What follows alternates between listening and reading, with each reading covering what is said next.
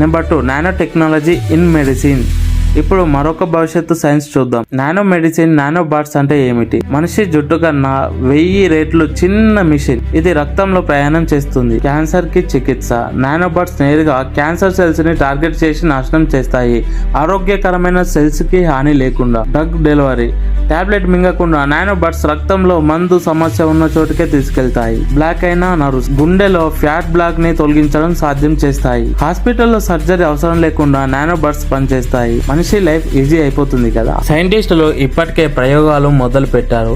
America, Japan, ఇండియాలో nano bots పై trial జరుగుతున్నాయి. ఇంకా ఆసుపత్రిలో వాడటానికి 5-10 సంవత్సరాలు పట్టవచ్చు.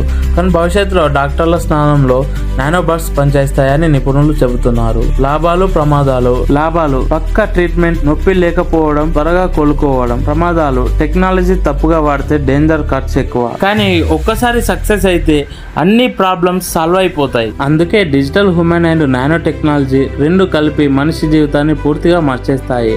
ఒక పక్క క్లోన్స్ మనం లేకుండా పనిచేస్తాయి, ఇంకో పక్క నానో బాట్స్ మన శరీరంలో వ్యాధిని ఓడిస్తాయి.